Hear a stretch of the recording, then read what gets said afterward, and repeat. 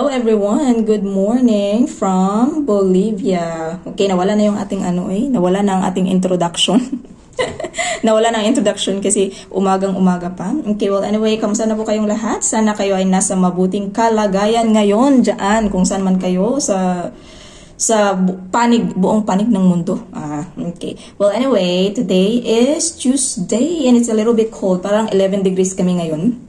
Okay, well anyway, paano na kami, painit na naman. Okay, this coming days, painit na naman kami. Kasi nung nakaraang week, sobrang lamig guys. As in, parang huling hirit ng taglamig na yun. Umabot kami sa 8 degrees. Sobrang lamig talaga. Lalo na sa gabi. Okay. Ngayon, sa umaga lang, sobrang lamig talaga. As in, umabot ng 9, 10, 11 degrees. Pero, at the middle of the day, umiinit na naman. So today, I think it's going to be 28 degrees ngayon. Okay, well, anyway, okay, so, natatawa ako ba? Kasi, meron ako napanood na isang content creator na nasa Jumerica. Okay, tapos, natatawa ako dun sa mga bashers niya ba? Kasi itong mga bashers niya is nag-aaway sa comment section. Okay, kasi sinasabi, itong content creator na to is wala siyang anak. Matanda na yung asawa niya, na siyang anak. Tapos parang hindi siya nagtatrabaho. Nasa bahay lang siya. Tapos yung nagtatrabaho parang yung asawa niya lang, pero nagba-vlog siya, okay, at home. Kasi wala din naman siyang anak, So wala siyang masyadong responsibilidad, sabihin na natin. So nakita ko dun sa comment section, nag-aaway yung mga bashers niya, sabi na, oy, para kang katulong. Ano ba yan? Para kang katulong dyan sa sa Jumerica. Bakit hindi ka lumabas at maghanap ng trabaho para malibangan mo? Para kang baliw, nagsasalita sa camera, nagsasalita sa bahay mo, na ikaw lang mag-isa, yung parang ganun pa. Kasi nga, content creator siya. Okay, tapos natatawa ako. Kasi itong bashers na to, sabi doon ng bashers na, kesa naman, mas mabuti na nga yun na nagsasalita siya sa camera kasi may may sweldo man yan at may kinakain siya. Kaysa naman dito sa Pilipinas, puro maritesan, napas mo na ang tiyan, pas mo pa ang bibig sa kakamarites. Natatawa talaga ako dun, no? Okay, sabi ko, may point din naman itong may point din naman itong passion na to. Diba? So, well, anyway, para sa akin naman, dito sa ibang bansa, kapag ikaw ay nakapag-asawa ng isang foreigner, no? Dito sa ibang bansa, wala kang katulong. Okay? Kahit nasa Jumerica pa yan, o kahit nasaan. Except siguro kung mayaman siguro yung napangasawa mo, guys. Okay? Hindi dahil Jumerica, ibig sabihin ay, magtihati-haya na mag-feeling Disney princess ka na, no? Hindi man ganyan doon. Kasi doon, wala din namang mga walang katulong. Katulad dito, hindi uso yung mga katulong-katulong. At saka, responsibilidad ng mga asawa na serbisyon yung kanilang mga asawang lalaki. Diba? So, wala talaga kaming choice. Kasi responsibilidad namin, alangan nang magtihat-haya kami sa kama. Wala na nga kaming naiambag na finances, financial, okay, or finances sa aming pamilya, magpe-feeling Disney princess ka pa. Parang ganun ba? So, minsan, kaya yung mga ibang mga Pilipina nagba-vlog, kasi gusto nila rin kumita, okay? Yun yung kanilang, purpose dun. At saka, para din, para may mawala yung, yung homesickness. Kasi, dito sa ibang bansa, it's very, the reality of life dito is more to sadness and loneliness and depression. Kasi malayo ka sa iyong pamilya, homesickness. Kaya kailangan namin ng outlet, okay, para mailabas namin ang lahat ng mga sama ng loob. Hindi, parang itong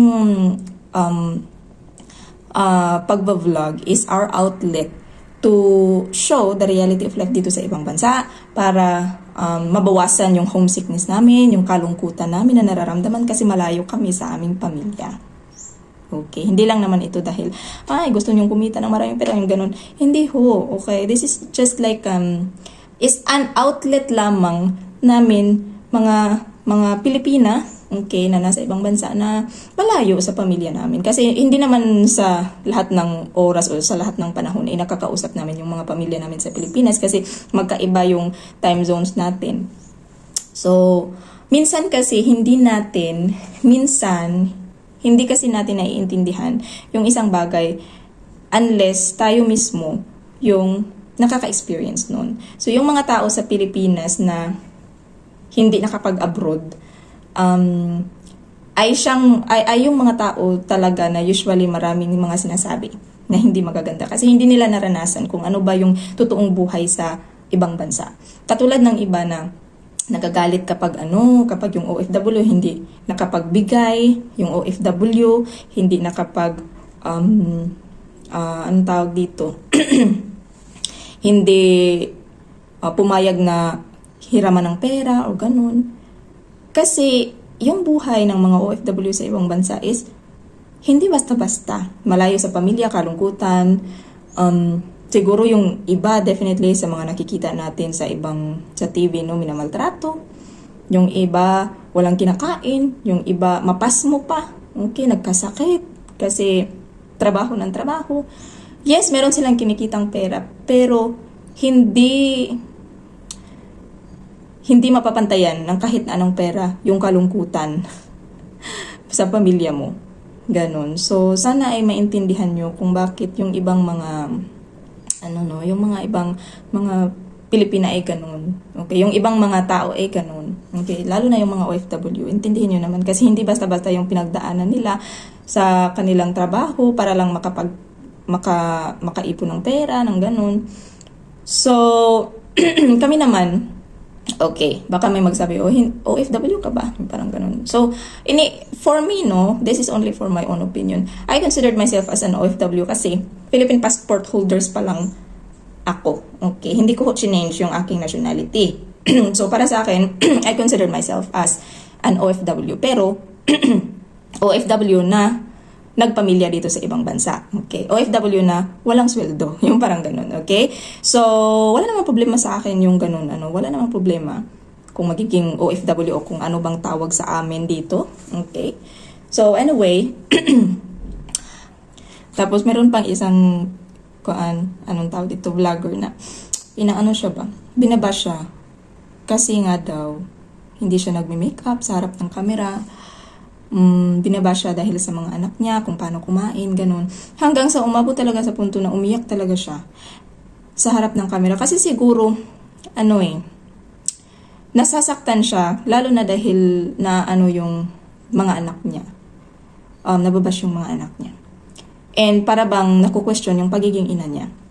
Okay, personally naman, nag-aaway yung mga bashers niya doon kasi marami din naman siyang mga supporters. Para sa akin, yung sa kanya is napakasimple niya kasing tao. Sobrang simple. Alangan naman mag-pretend kami dito. Mayaman sila, definitely, I should say. Kasi yung asawa niya is may-ari ng isang malaking tindahan. Yun yung sa aking pagkakaalam. Pero, yung ipinapakita niya sa kanyang video is napakasimple lang niyang tao at napakasimple ng kanyang pamumuhay. Okay? Yung kanyang, kahit na marami silang pera, I think so, definitely. Kasi yung asawa niya, merong merong sariling negosyo, siya rin may sariling kita. I should say, marami silang pera definitely. Pero yung pinapakita niya is simpleng pagkain. Kahit nasa Jamaica na sila, yung parang ganun. Hindi siya nagpe-pretend. Okay? Nakita ko yun sa video niya. Sabi niya, hindi siya nagpe-pretend. Totoo nga naman, alangan naman, ano maipakita namin dito? Okay, definitely, di ba? Kung nakikita nyo kaming palaging naglilinis, yung parang ganun, it's because ito yung realidad ng buhay namin dito. Okay? Ito yung realidad ng buhay namin dito. Okay? Na pagserbisyuhan yung asawa namin, yung mga anak namin. Kasi hindi uso nga dito yung magkaroon ng mga katulong. Although there are some houses dito na mayroong katulong. Nakikita ko, meron kaming mga kapitbahay dito na may mga katulong. Okay? So, wag nating husgahan yung tao kasi hindi natin alam yung pinagdadaanan ng isang tao, hindi natin alam kung ano ba talaga yung totoong sitwasyon. Okay? Lalo na dahil tayo sa Pilipinas, lalo na kapag hindi ka naka-experience talaga, hindi ka nakapag-abroad, ang daling sabihin, ang daling magsalita ng mga bagay-bagay. Kasi hindi mo talaga alam kung ano yung katotohanan. Pero once na ikaw na yung nandito, nasa sitwasyon, doon mo lang makikita, doon mo lang marirealize ang realidad talaga ng buhay dito. So, yung mga pinapakita namin definitely is yun yung realidad ng buhay namin dito. Hindi kami pwedeng magpanggap-panggap dito na ito yung buhay namin, buhay Disney princess kami dito, tiha-tihaya lang, yung parang ganun. Anong tawag dito, bakasyon-bakasyon, yung parang ganun. No? So, hindi ganun, okay? So, iba yung realidad ng buhay dito. Kaya, sana ay maging maging kind tayo sa ibang tao, no? Always choose kind words to others, guys. Kaya nga, if you can figure out how to be kind, figure out how to be quiet na lang. 'Di ba? So, manahimik ka na lang, o kung wala kang magandang sasabihin, manahimik ka na lang, huwag ka na lang magsalita, kasi hindi mo alam kung ano yung pinagdadaanan ng tao. Okay, nakakasakit ka pa ng damdamin ng iba. Okay, so manahimik na lang. Kung hindi mo alam kung ano yung sitwasyon, totoong sitwasyon, manahimik ka na lang. Okay, so yun lang naman. So, maraming salamat pala sa mga nag-subscribe ng aking YouTube channel. Maraming salamat. Umabot na po tayo sa hindi ko na sasabihin. Okay, well anyway, ipa-flash ko ho yung mga bagong subscribers ko dito. Shout out sa inyo, sa ating bagong mga subscribers. Maraming salamat sa pag-subscribe ng aking video. Hanggang sa muli, maraming salamat. Have a good day. Bye!